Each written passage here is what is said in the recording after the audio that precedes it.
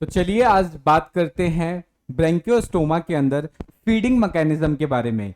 यानी समझते हैं कि ब्रेंकियोस्टोमा अपनी बॉडी के अंदर फूड का डाइजेशन किस तरीके से करता है। अगर आप चैनल पे नए हैं और अभी तक चैनल को सब्सक्राइब नहीं किया है तो आई अर्ज की चैनल को सब्सक्राइब कर लीजिए, अपने दोस्तों से शेयर कर लीजिए। तो चलिए फिर डायरेक्टली मूव करते हैं अपने मेन टॉपिक के ऊपर। लेकिन उससे पहले अगर आप हमारे एप्लीकेशन पर आप जाएंगे तो अब आपको क्या है, topic wise video lectures available हो जाएंगे। तो एक बार जाके आप एप्लीकेशन पर चेकआउट कर सकते हैं। कोर्स से रिलेटेड अगर आपको कुछ ज्यादा जानकारी की जरूरत है तो आप डायरेक्टली मेरे व्हाट्सएप पे भी कनेक्ट कर सकते हैं, उसका लिंक आपको डिस्क्रिप्शन में मिल जाएगा। तो चलिए फिर अब बात कर लेते हैं आज के मेन टॉपिक के ऊपर और समझते हैं फीडिंग मैकेनिज्म या फिर डाइजेशन इन ब्रेंकियोस्टोमा। अगर हम ब्रेंकियोस्टोमा के बारे में बात करें तो ब्रेंकियोस्टोमा एक माइक्रोफेगस टाइप का ऑर्गेनिज्म है या माइक्रोफेगस टाइप का एनिमल है। माइक्रोफेगस का मतलब होता है एक ऐसा एनिमल जो छोटे छोटे एनिमल्स को या माइक्रोस्कोपिक ऑर्गेनिज्म को एज अ फूड की तौर पे खाता हो। फॉर एग्जाम्पल अगर हम बात करें तो यहाँ पे डाई आइटम्स हो गया, डेस्मिड्स हो गया, उसके अलावा जो स्मॉल प्रोटोजोन्स होते हैं ये उनके ऊपर फीड करता है या बोल सकते हैं उनको खाता है। ठीक है, अब जनरली होता क्या है कि ये जो आपका ब्रेंकियोस्टोमा है वो सेडिनेटरी लाइफ को जीता है। सेडिनेटरी लाइफ का मतलब क्या है, ये बेचारा अकेले रहता है। ठीक है, जमीन के अंदर, रेत के अंदर इस तरीके से धसा हुआ होता है और इसका सिर्फ और सिर्फ जो एंटीरियर पोर्शन है, जो सिर्फ और सिर्फ एंटीरियर पोर्शन है वही बाहर की तरफ निकला हुआ होता है। यानी आप बोल सकते हैं इसके जो माउथ वाला पार्ट है वो बाहर निकला हुआ होता है। ठीक है, तो अब होगा क्या इनके साथ कि जनरली जो पानी के अंदर, क्योंकि ये सी वाटर के जस्ट करीब प्रेजेंट होते हैं या सी वाटर के पास में ही होते हैं, तो उस केस में क्या होगा कि सी वाटर के अंदर जो डिजॉल्व या बोल सकते हैं सी वाटर के अंदर जो घुले हुए आपके डेस्मिड्स होते हैं, प्रोटोजोन्स होते हैं, जैसे ही ये इनके पास पानी के फ्लो की वजह से इनके पास आते हैं या वाटर करंट की वजह से इनके पास आएंगे तो इनके पास जो बोल सकते हैं जो मोड ऑफ फीडिंग है वो कैसा होता है, फिल्टर फीडर होता है या इसको बोल सकते हो सीलियरी फीडर। ठीक है, तो आपको ध्यान रखना है कि ये जो ब्रेंकियोस्टोमा है इसके अंदर फीडिंग का जो मैकेनिज्म होता है उसको हम बोलते हैं फिल्टर, उसको क्या बोलते हैं, फिल्टर फीडर, या इसको हम सीलियरी फीडर भी बोलते हैं। ठीक है, अब फिल्टर फीडर का मतलब क्या है कि पानी के अंदर जो प्रोटोजोन्स, डेस्मिड या बोल सकते हैं डाई एटम्स प्रेजेंट है वो इनकी बॉडी क्या करती है, पानी में से उसको फिल्टर कर लेती है, उसको फिल्टर करके सिर्फ और सिर्फ क्या है, उन्हीं ऑर्गेनिज्म को खाती है। ठीक है, इसलिए इनको हम क्या बोलते हैं, फिल्टर फीडर बोलते हैं। ठीक है, सो आई होप आपको यहां तक की चीजें अच्छे से समझ में आ रही होंगी। अगर फिर भी कोई डाउट बन रहा है, कोई सजेशन है तो आप कमेंट करके बता सकते हैं। ठीक है, अब इतनी सारी चीजों को हम क्या करते हैं, एक बार पीपीटी की मदद से देख लेते हैं, फिर आगे की तरफ मूव करेंगे। ठीक है, सो अगर हम ब्रेंकियोस्टोमा के बारे में बात करें तो ये कैसा है, माइक्रोफेगस एनिमल है।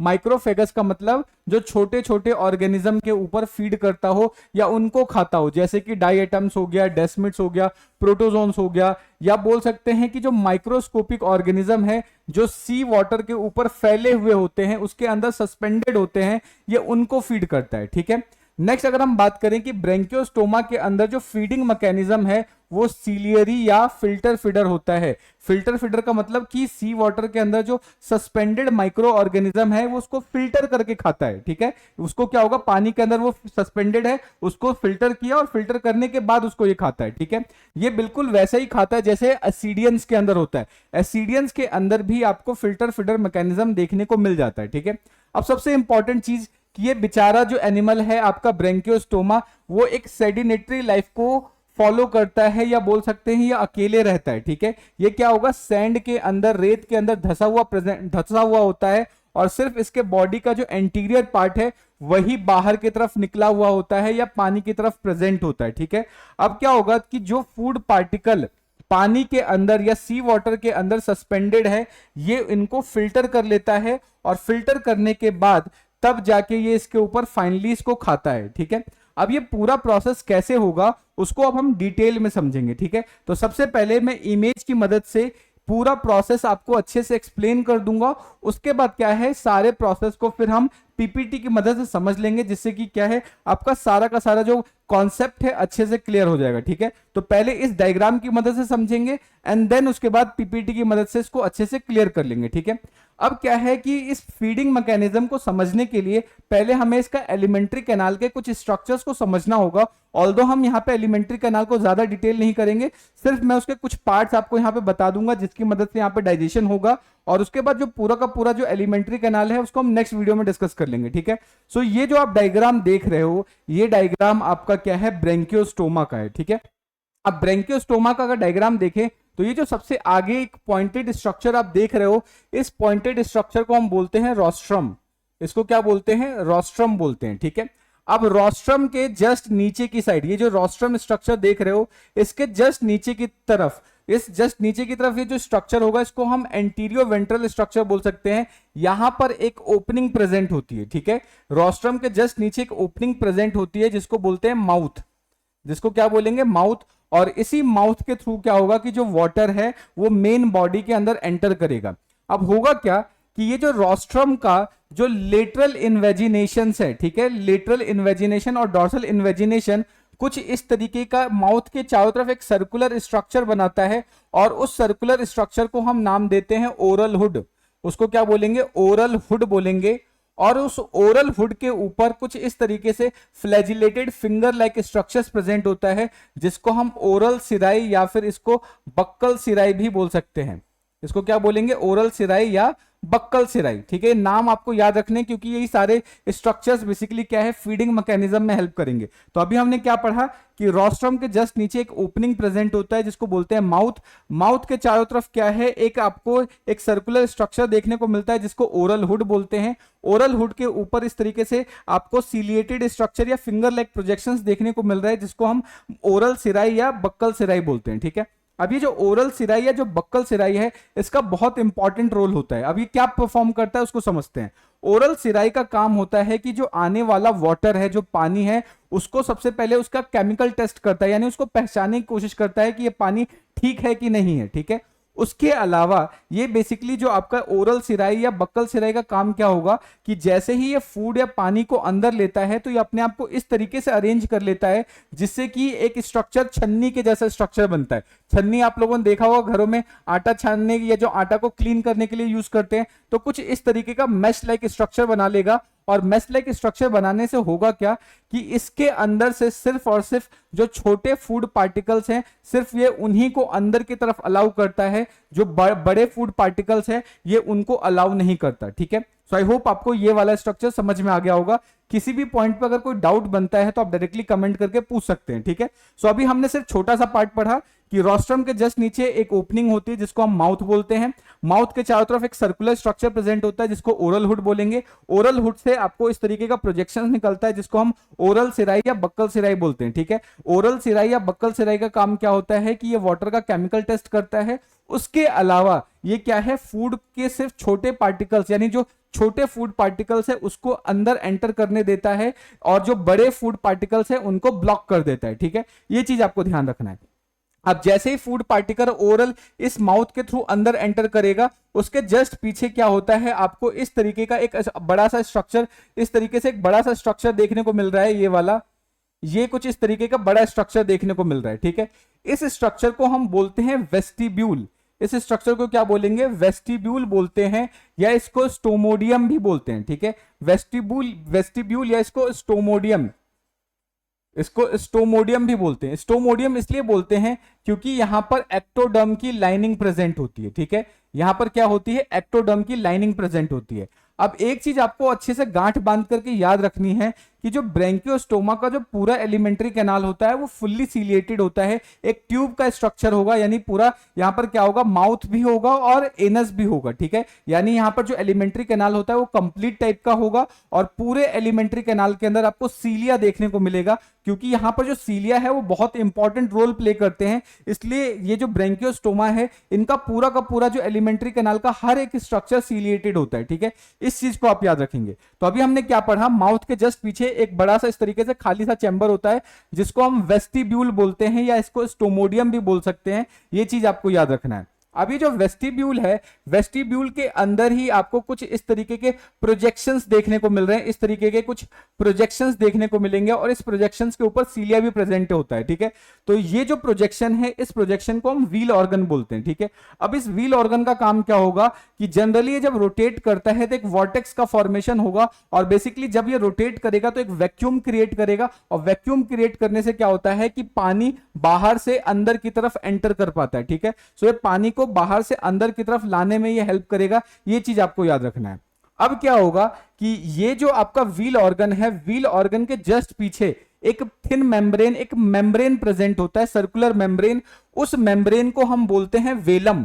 इसके जस्ट पीछे ये जो स्ट्रक्चर अभी मैंने आपको बनाया, वेस्टिब्यूल के जस्ट पीछे ये जो स्ट्रक्चर में एक मेम्ब्रेन जैसा स्ट्रक्चर बना रहा हूं, इस मेम्ब्रेन जैसे स्ट्रक्चर को हम बोलते हैं वेलम, ठीक है। इस स्ट्रक्चर को क्या बोलेंगे? वेलम बोलेंगे। ये जो स्ट्रक्चर है आपका, इसको बोलेंगे वेलम।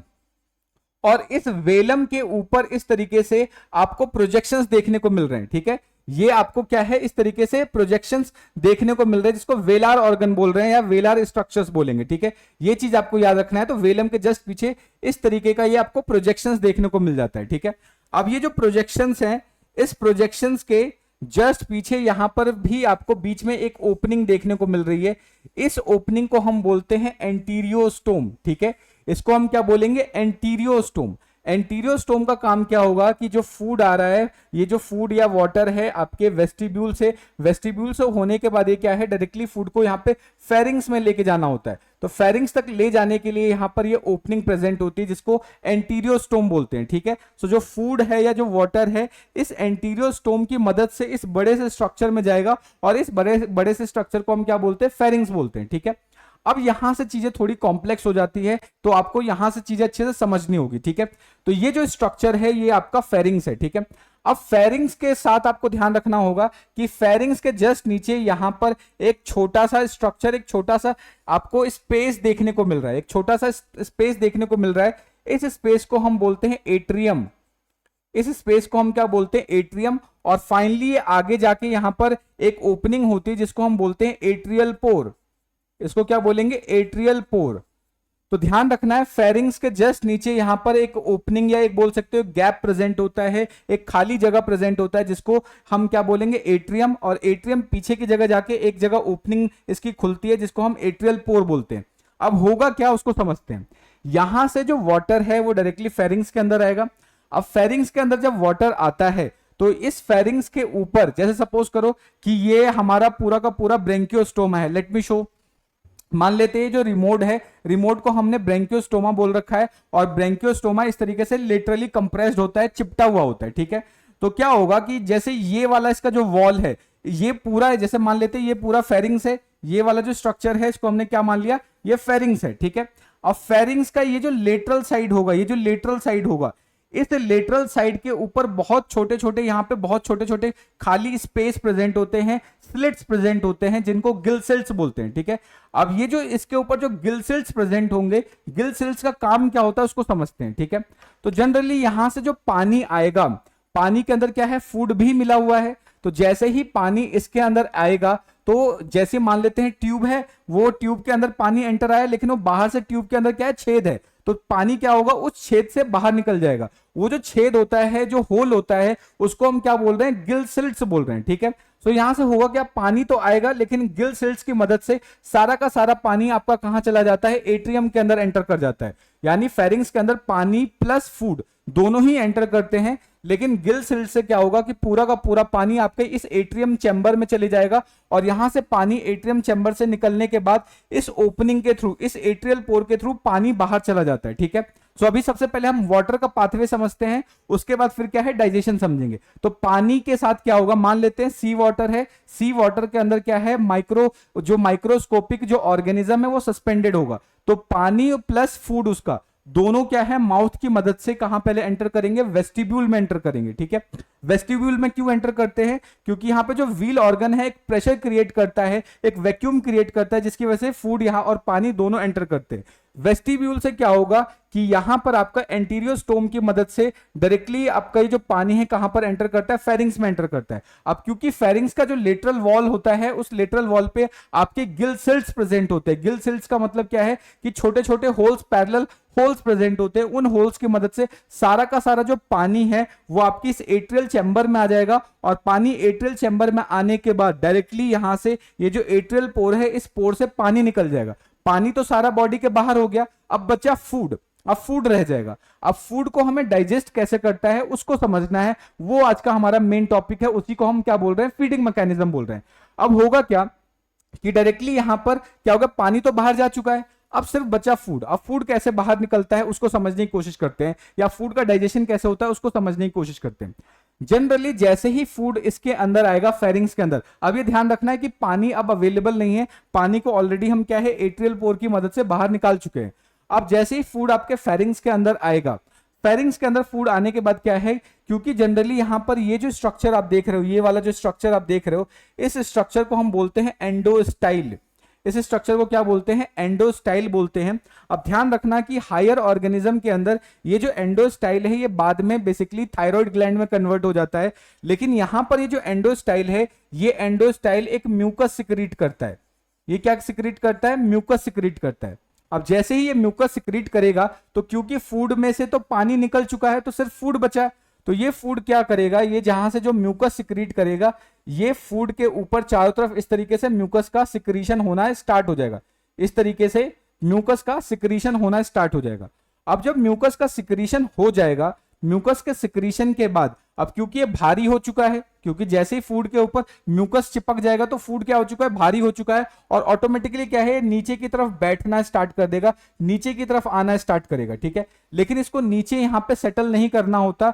उसके लिए क्या होगा कि यहां पर एंडोस्टाइलर सीलिया प्रेजेंट होते हैं। अभी मैंने आपको बताया कि इनका जो पूरा का पूरा एलिमेंट्री कैनाल होता है, उस पूरे एलिमेंट्री कैनाल के अंदर आपको सीलिया देखने को मिलता है। तो इस एंडोस्टाइल के ऊपर इस तरीके से सीलिया प्रेजेंट होता है।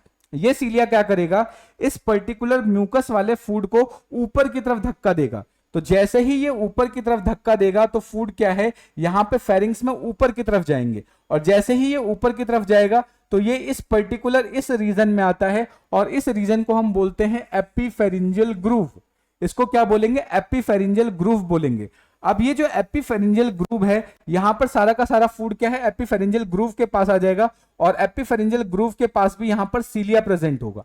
इस तरीके से एपीफेरिंजियल ग्रूव के पास सीलिया होगा। अब ये जो एपीफेरिंजियल ग्रूव है, ये पीछे की, ये जो एपीफेरिंजियल ग्रूव है और यहाँ पे जो सीलिया होगा, ये पीछे की तरफ मूव करते हैं। ये क्या होगा? पीछे की तरफ मूव करेगा। तो जिसकी मदद से ये जो म्यूकस वाला, ये जो म्यूकस से लिपटा हुआ फूड जब ऊपर ऊपर आता है और एपीफेरिंजियल सीलिया पीछे की तरफ मूव करेगा, तो सारा का सारा ये जो म्यूकस वाला फ्लूइड है, या बोल सकते हैं जो फूड के ऊपर जो म्यूकस आपस में चिपका हुआ है, वो एक रस्सी के जैसा एक स्ट्रक्चर इस तरीके से बना देता है, जिसको हम फूड कोड बोलते हैं। जिसको हम क्या बोलते हैं?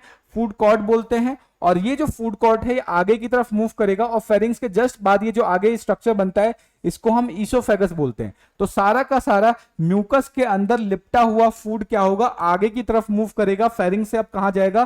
फेरिंग से चला जाएगा वो ईसोफेगस में। ठीक है, अब जैसे ही ईसोफेगस में जाएगा, ईसोफेगस में जाने के बाद अब ये सीधे सीधे आगे नहीं बढ़ता, यहां पर एक इस तरीके से एक बड़ा सा सीलिया देखने को मिलता है, जिसको हम लेटरल ट्रैक या लेटरल सीलिएटेड ट्रैक बोलते हैं। ठीक है, ये नाम याद रखना है।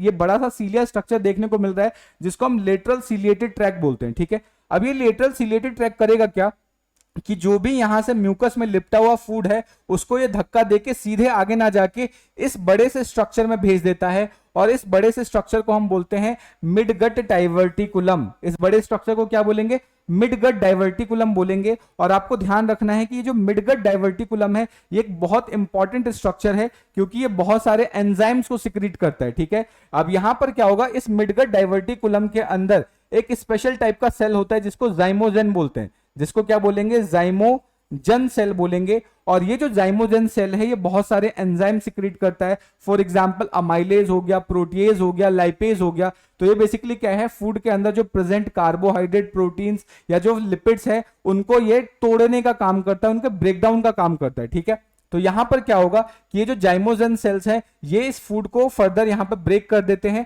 और ब्रेक करने के बाद ये फूड को आगे की तरफ फिर भेजा जाता है। जैसे ही फूड इस मिडगट डाइवर्टिकुलम के आगे जाता है तो अब ये इंटेस्टाइन वाला पार्ट आ जाता है और इंटेस्टाइन को फिर हम फर्दर डिवाइड कर सकते हैं मिडगट और हिंडगट के अंदर। ठीक है, इस तरीके से मिडगट और हिंडगट के अंदर डिवाइड करेंगे तो जैसे ही फूड यहां से मतलब कि डाइजेस्ट होने के बाद आगे की तरफ बढ़ता है, आगे की तरफ जैसे ही मिडगट के अंदर आएगा, मिडगट के अंदर भी कुछ एपिथेलियम सेल्स प्रेजेंट होते हैं और मिडगट का जो एपिथेलियम सेल्स है वो भी बेसिकली आप बोल सकते हो कि एंजाइमेटिक एक्शन शो करता है, यानी एंजाइम की तरह बिहेव करता है। तो ये भी क्या करेगा, यहां से एंजाइम रिलीज करेगा और जो बाकी बचा कुचा यहां पे डाइजेशन है उसको ये मिडगट के अंदर डाइजेस्ट करना स्टार्ट करेगा। ठीक है, अब जैसे ही मिडगट के अंदर डाइजेस्ट होगा अब फूड क्या है आगे की तरफ बढ़ेगा।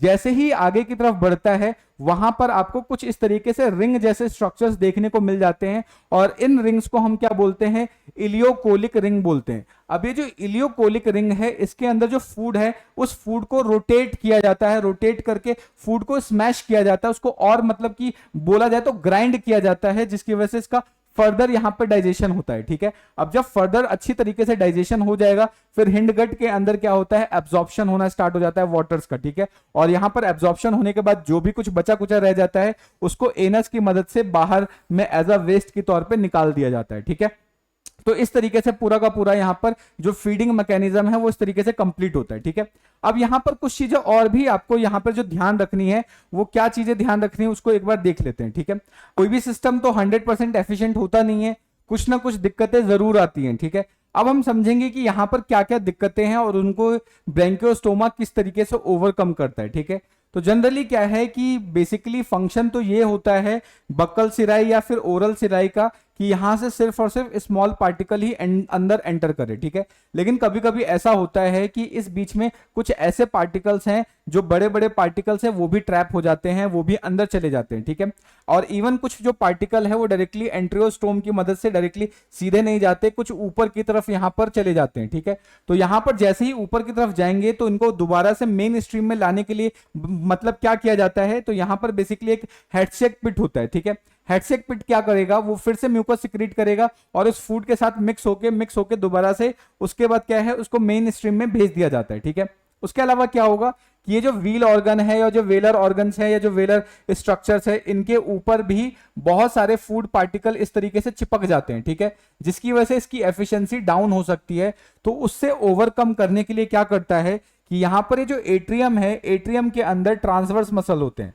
इसके अंदर क्या होते हैं, ट्रांसवर्स मसल्स होते हैं। ठीक है, अब ये क्या करेगा, इन ट्रांसवर्स मसल के अंदर सडन कॉन्ट्रैक्शन होता है और सडन कॉन्ट्रैक्शन की वजह से जो यहां से वाटर यहां पर एंटर करने वाला है वो वाटर क्या करता है कि नीचे की तरफ आना स्टार्ट कर देता है और नीचे की तरफ जैसे ही आना स्टार्ट करेगा तो इसके ऊपर ये जो फूड पार्टिकल्स प्रेजेंट है इन सभी को वॉश आउट करके ये नीचे की तरफ ला देता है। ठीक है, अब जब फूड पार्टिकल नीचे की तरफ आ जाएगा तब तो क्या है वो मेन डाइजेशन वाले जो ये मेन डाइजेशन वाला स्ट्रक्चर है उसके अंदर तो एंटर नहीं कर पाएगा।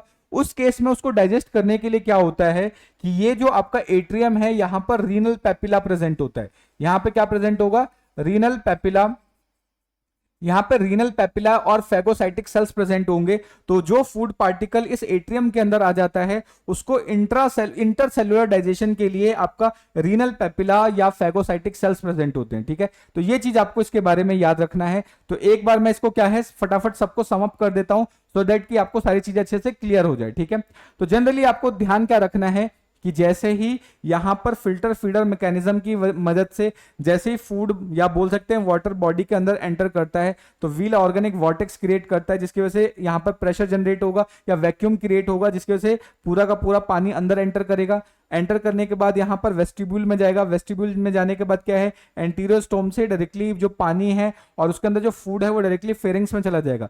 फेरिंग्स में जाते ही क्या होगा कि जो लेटरल साइड में आपकी जो लेटरल सीलिया प्रेजेंट होते हैं गिल सिल्स में और जो गिल सिल्स के बीच में जो पोर्स प्रेजेंट है उसकी मदद से जो सारा का सारा पानी है वो किसके अंदर एंटर कर जाएगा, एट्रियम के अंदर, और फिर पानी यहाँ एट्रियम से डायरेक्टली एट्रियल पोर की मदद से बाहर आ जाएगा। ठीक है, लेकिन जो फूड है फूड इसके अंदर आ जाएगा और यहाँ पे जो एंडोस्टाइल है म्यूकस सिक्रीट करता है, फूड के चारों तरफ म्यूकस को सिक्रीट कर देता है। ठीक है, फिर यहाँ पर जो एंडोस्टाइलर सीलिया होता है ये इसको ऊपर की तरफ पुश करते हैं। जब ये ऊपर की तरफ जाएगा, ऊपर की तरफ जाने के बाद ये जो एपिफेरेंजियल ग्रुव है, यहाँ का जो सीलिया है, ये इसको पीछे की तरफ धकेलते हैं और पीछे की तरफ जैसे जाएगा वैसे यहाँ पर आपको क्या है, लेटरल सीलेटेड ये ट्रैक देखने को मिलेगा और ये पूरा का पूरा फूड को मिड गट डाइवर्टिकुलम में भेज दिया जाता है। मिड गट डाइवर्टिकुलम के अंदर एंजाइम्स प्रेजेंट होते हैं, ये एंजाइम्स फूड को डाइजेस्ट करेगा। उसके बाद फूड को मिडगट में भेजा जाता है। मिडगट में भी जो एपिथेलियम सेल्स हैं वो भी कुछ एंजाइम सिक्रीट करती है और फूड को फर्दर डाइजेस्ट किया जाता है। उसके बाद यहाँ पे आपको इलियोकोलिक रिंग्स देखने को मिलेगा। ये फूड को फर्दर क्या करते हैं, स्मैश करते हैं, उसको मतलब पीसते हैं, ग्राइंड करते हैं। उसके बाद फूड का प्रॉपर डाइजेशन हो जाता है, फिर एब्जॉर्प्शन हो जाएगा। बाकी जो बचा कुचा है वो फिशेज या रेक्टम की मदद से, एनस की मदद से बाहर बॉडी के आ जाता है।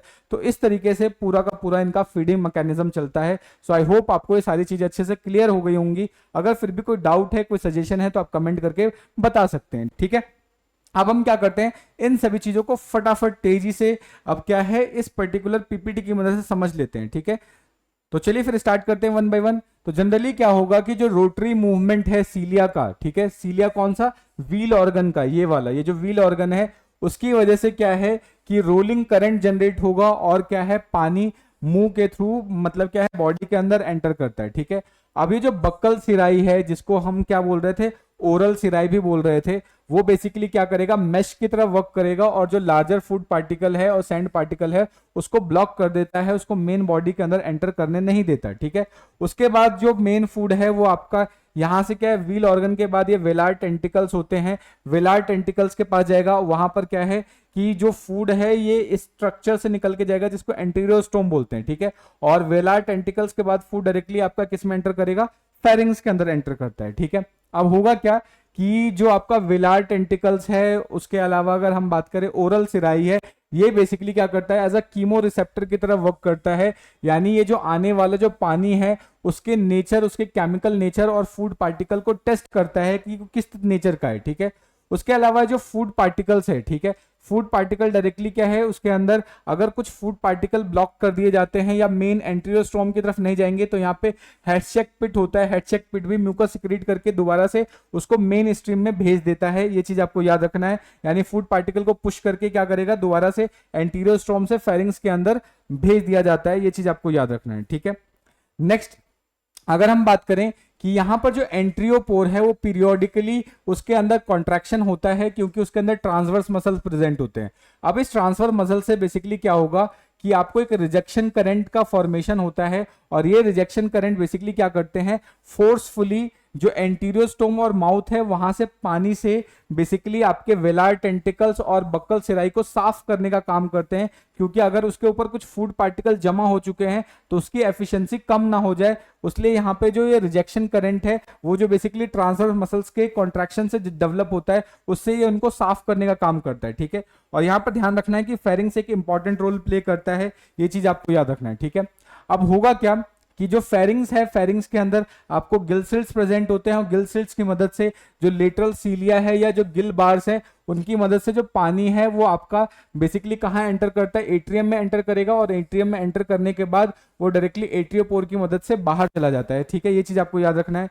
उसके अलावा आप समझेंगे कि यहाँ पर जो एंडोस्टाइल है, जो नीचे की तरफ जो स्ट्रक्चर है, ये जो एंडोस्टाइल है ये क्या करेगा, म्यूकस सिक्रीट करेगा क्योंकि पानी तो निकल चुका है तो सिर्फ और सिर्फ फूड बचा है। तो फूड के चारों तरफ एंडोस्टाइल क्या करता है, म्यूकस को सिक्रीट करना स्टार्ट कर देता है, म्यूकस की एक लेयर बना देता है। उसके अलावा फिर एंडोस्टाइलर सीलिया क्या है, उसको ऊपर की तरफ धक्का देता है, ऊपर की तरफ जाता है एपिफेरेंजियल ग्रूव के पास और एपिफेरेंजियल ग्रूव के अंदर यहां पर भी कुछ सीलिया प्रेजेंट होते हैं और ये सीलिया पीछे की तरफ उसको पुश करते हैं और पुश करने के बाद क्या है वो डायरेक्टली कहां पर एंटर करेगा, यहां पर लेटरल आपका लेटरल सीलिएटेड ट्रैक की मदद से ये डायरेक्टली एंटर कर जाता है, मिड वेंट्रल डाइवर्टिकुलम के अंदर एंटर करेगा। ये चीज आपको इसके बारे में याद रखना है। और इनका जो पूरा का पूरा जो कंट्रोलिंग मैकेनिज्म है उसको कंट्रोल करने के लिए इफरेंट नर्व फाइबर और आप बोल सकते हो कि एफरेंट और इफरेंट ये दो नर्व हैं जो इनके पूरे जो डाइजेशन या फीडिंग मैकेनिज्म है इसको कंट्रोल करने का काम करता है, ठीक है। ये चीज आपको इसके बारे में याद रखना है, ठीक है। नेक्स्ट अब डाइजेशन की बात करते हैं। जनरली यहां पर जो डाइजेस्टिव ग्लैंड है वो सिर्फ दो टाइप के हैं, एक तो है मिडगट डाइवर्टिकुलम, मिडगट डाइवर्टिकुलम, और इस मिडगट डाइवर्टिकुलम के अंदर जाइमोजन सेल्स होते हैं जो कि तीन टाइप के एंजाइम्स रिलीज करते हैं, अमाइलेज, प्रोटीएज और लाइपेज, ठीक है। उसके अलावा जो दूसरा होता है वो होता है आपका मिडगट एपिथीलियम।